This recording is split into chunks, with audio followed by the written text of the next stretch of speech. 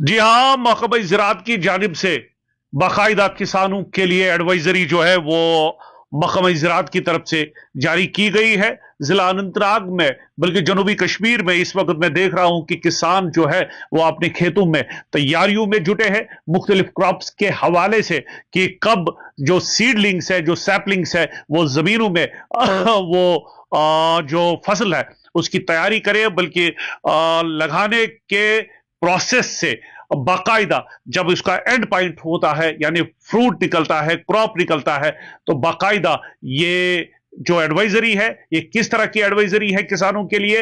और चूंकि हम देख रहे हैं कि टेम्परेचर फ्लक्चुएशंस है, कभी ज्यादा गर्मी होती है, कभी कम होती है। और मेरे साथ इस फ्रेम में महकमा ज़राअत के chief agriculture officer Anantnag Shahnawaz Shah साहब मौजूद है। शाहनवाज साहब, आपका खैर मकदम है इस प्रोग्राम में। बताइए सर, ये जो एडवाइजरी आपने इशू की है, क्या कहेंगे किसानों के लिए, कितनी तैयारियां, क्या तैयारियों को हतमी शक्ल दी गई है, और किसानों के लिए कोई खास पैगाम? जी, आपका बहुत बहुत शुक्रिया। बेसिकली जो हमारा रबी सीजन अभी चल रहा है, जी जी। तो आने वाला जो हमारा खरीफ सीजन है उसके लिए जो जितनी भी तैयारी है वो कंप्लीट हो चुकी है। और जितने भी हमारे इनपुट्स है, स्टोर्स है, जी जी। आप सीड्स का ले लीजिए या फर्टिलाइजर स्टॉकिंग का ले लीजिए, वो हमारा लगभग कंप्लीट है। जैसे कि आप जानते हैं कि मेजर एरिया डिस्ट्रिक्ट अनंतनाग का पैडी में आता है, और मेज बेल्ट्स है हमारे लगभग 14,000 हेक्टेयर अनंतनाग डिस्ट्रिक्ट में। तो हर एक जोन में सीड का जो स्टॉकिंग है, डंपिंग है, वो कंप्लीट हो चुका है। और पैडी भी हो रहा है, और पोटैटो वो भी हो रहा है। जितने भी सीड्स है, वेजिटेबल्स, वो भी हो रहे हैं। तो इंशाल्लाह within a week we will be done with this. और हम जमींदार भाइयों से गुजारिश करते हैं कि वो स्टोर्स पे विजिट करके वहां पे सीड हासिल करें, ताकि हमारा जो क्वालिटी सीड का जो एक चेन है वो बरकरार रहे, और फार्मर्स को बेहतर से बेहतर सीड अवेलेबल हो सके। सर, क्या ये हर एक जोन में इस वक्त तैयारियां मुकम्मल हो गई है? और चूंकि हम ये भी देख रहे हैं कि किसान कभी कभी परेशान भी रहता है, टेम्परेचर फ्लक्चुएशंस और ऑलरेडी अराउंड, कभी ज्यादा गर्मी, कभी कम, तो क्या घबराना चाहिए, या कोई खास जो आपने एडवाइजरी जारी की है उस पर अमल आवर होने की काफी जरूरत है? बिल्कुल। जो टेम्परेचर में डिफरेंस आ रही है, जी जी। आपने देखा होगा कि नॉर्मल से ऊपर जा रहा है टेम्परेचर। तो इस वजह से क्रॉप्स में काफी असर देखने को मिल सकता है। तो इसमें हमने फार्मर्स को पहले भी कहा है कि इसमें थोड़ा सा यूरिया डोज जो है वो अप्लाई करे। टाइमली जो टॉप डोज होता है वो तो करना ही होता है, लेकिन अभी जरूरत है इनको, क्योंकि जो अप्रहेंशन है हमारी कि फ्लावरिंग, अर्ली फ्लावरिंग की, खास करके ऑयल सीड्स में, तो वो थोड़ा सा डिले हो सके उससे। और आने वाले दिनों में जो खरीफ का सीजन आने वाला है, तो उसके लिए भी हम पूरी तैयारी में हैं। इंशाल्लाह मौसम ठीक रहेगा तो इरिगेशन का जो मसला है वो ठीक रहेगा। अगर खुदा न खासा कहीं पे भी कोई इरिगेशन का इश्यू होता है, तो वो हम कंटिजेंसी प्लान में लाके उसमें जितने भी जो ऑल्टरनेट क्रॉप्स का जो सीड्स का बंदोबस्त है वो करेंगे। और फार्मर्स को यही गुजारिश की जाती है कि वो डिपार्टमेंट के साथ टच में रहे, और जहां पे भी कोई इश्यू हो वो हमारी नोट्स में लाके हम उसका हल निकाल सके। सर, ये बताएंगे, ये मेरा आखिरी सवाल रहेगा, जो फ्लैगशिप प्रोग्राम्स है, क्या किसान इस पे अमलावर हो रहे हैं?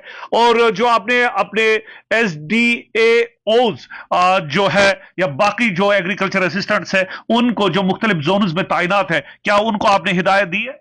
बिल्कुल, जितने भी फ्लैगशिप प्रोग्राम्स हैं इसमें हम लोग ज्यादा से ज्यादा ये कहेंगे कि 100% फार्मर्स को इंक्लूड करना चाहते हैं।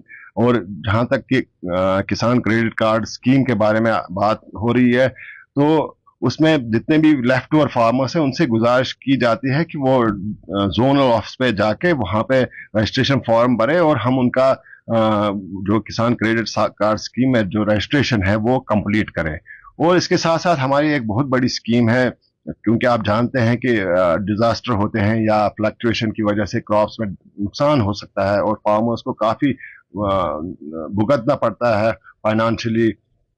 उसके लिए गवर्नमेंट ने प्रधानमंत्री फसल बीमा योजना का जो स्कीम है वो लागू की हुई है पहले से ही, और एग्रीकल्चर में तो पहले से ही 2021 से वो चली आ रही है, खास करके अनंतनाग डिस्ट्रिक्ट में। उसमें जो खरीफ सीजन है अभी आने वाला, उसमें कवर हो रहा है पैडी और मेज। जी जी। तो हम तमाम जमींदार भाइयों से रिक्वेस्ट करते हैं इस आपके जरिए से कि इस स्कीम का फायदा उठाए, उसमें रजिस्टर करें। हमारे जो कैंप्स है वो अभी चल रहे हैं, और हमारे जो फील्ड स्टाफ है वो आपके पास आएंगे, और 100% उसमें कवरेज होनी चाहिए, ताकि कोई भी फार्मर वो उसमें रहे ना। क्योंकि अक्सर देखा गया है कि फार्मर फ्लैश फ्लड्स या हेल स्टॉर्म या कोई और नागानी आफत की वजह से फार्मर्स का क्रॉप डैमेज होता है, तो फिर उसके बाद वो हमारे पास आते हैं कंपनसेशन के लिए। लेकिन अब गवर्नमेंट ने ये जो स्कीम है, मिनिमल प्रीमियम के एवज में वो रजिस्ट्रेशन होती है, और हर एक फार्मर से यही एक बार मैं फिर से गुजारिश करता हूं कि इस स्कीम का भी फायदा उठाए, और जितने भी बाकी फ्लैगशिप स्कीम्स है उनमें भी रजिस्टर, जैसे केसीसी है या सॉइल हेल्थ कार्ड है या पीएम किसान है, जितनी भी स्कीम्स है उनमें रजिस्ट्रेशन करें, और जो गवर्नमेंट की स्कीम्स है उनका फायदा उठाए। शर्मा साहब, चूंकि आपके पास डिटेल्स मौजूद है, मैं देख रहा हूं सर, कितने लोगों को केसीसी के तहत अभी तक जिला में फायदा पहुंचा है? हमारे जो फार्मर्स हैं लगभग 90,000 के करीब जितने भी जो अभी रजिस्टर्ड फार्मर्स हैं, और 1594 करोड़ का अब तक का जो लोन है वो डिस्ट्रीब्यूट हो चुका है, डिस्बर्समेंट हो चुकी है। तो फार्मर से यही गुजारिश है कि इन स्कीम्स का फायदा उठाए, क्योंकि गवर्नमेंट ने ये स्कीम्स फार्मर्स की बहबूदी के लिए लाई हुई है। तो मैं आपको ये भी कहना चाहता हूं कि जो प्रधानमंत्री किसान सम्मान निधि है, पीएम किसान, उसमें भी हमारे लगभग 79,000 फार्मर्स जो है वो रजिस्टर्ड है, और वो अपना जो क्वार्टरली जो इंस्टॉलमेंट उनको मिलता है वो मिल रहा है। 2,000 का इंस्टॉलमेंट है, पूरे साल का 6,000 वो उनको जाता है इनपुट्स के लिए। तो उसके जरिए भी वो पीएम फसल बीमा योजना में भी अप्लाई कर सकते हैं।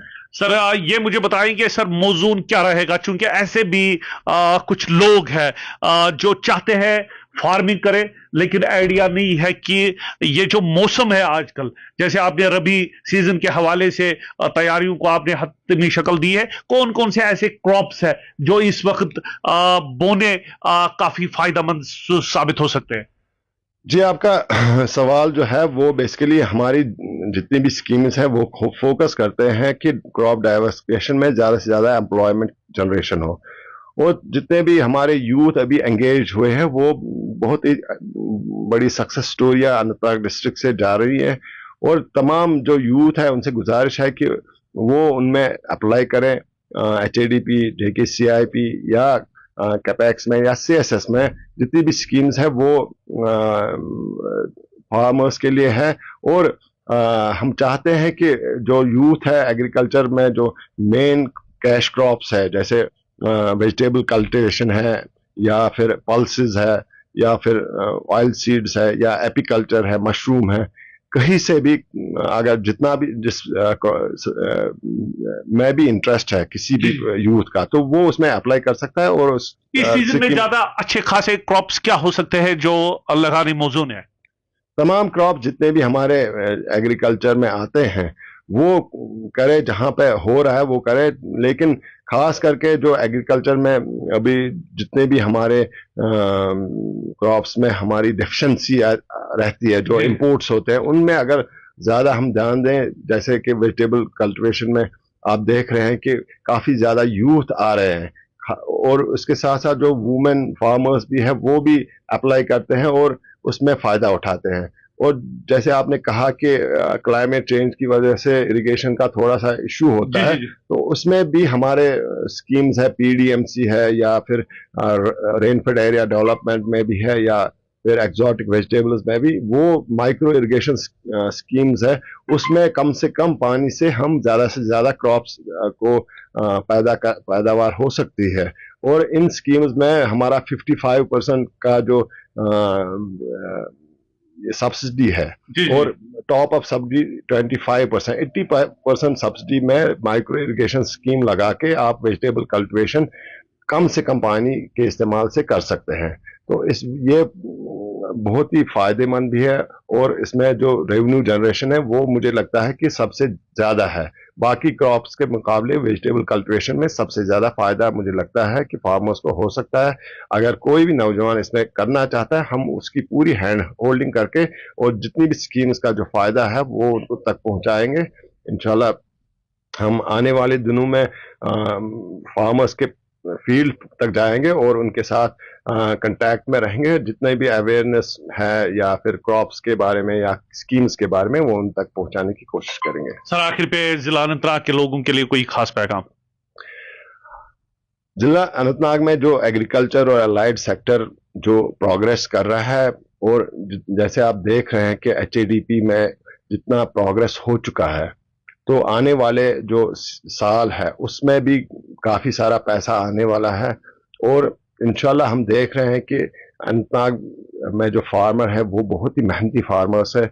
उनको इन स्कीम्स का फ़ायदा पहुंचाने के लिए हमारा डिपार्टमेंट पूरा उनके साथ है, और हमारी डिस्ट्रिक्ट एडमिनिस्ट्रेशन भी उसमें काफ़ी ज़्यादा इंटरेस्ट ले रही है आजकल, क्योंकि फार्मर जब प्रोड्यूस करता है जीडीपी में अपना शेयर देता है, तो ये समाज की बहबूदी के लिए होता है, और जो इंडिविजुअल फार्मर की बहबूदी होती है वो भी उसमें होती है। तो हम इंशाल्लाह कोशिश करेंगे फार्मर्स के साथ जुड़ के ज़्यादा से ज़्यादा एग्रीकल्चर और जो पोटेंशियल है, खास करके जो टेम्परेट रीजन है हमारा कश्मीर डिवीजन, उसका जो पोटेंशियल है वो ज़्यादा से ज़्यादा हम उसमें काम करें, और ज़्यादा से ज़्यादा फार्मर्स को जो एग्रीकल्चर अलाइड सेक्टर्स में फ़ायदा पहुंचाने की ज़रूरत है वो करेंगे। आप थे chief agriculture officer Anantnag Shahnawaz Shah साहब।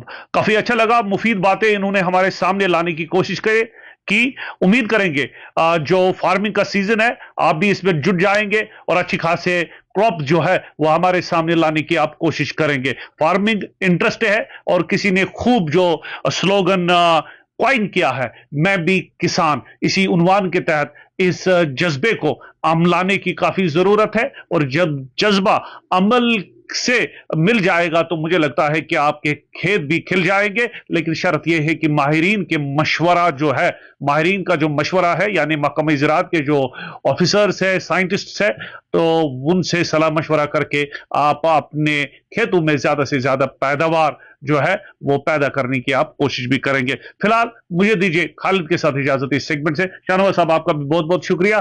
खुदा हाफिज।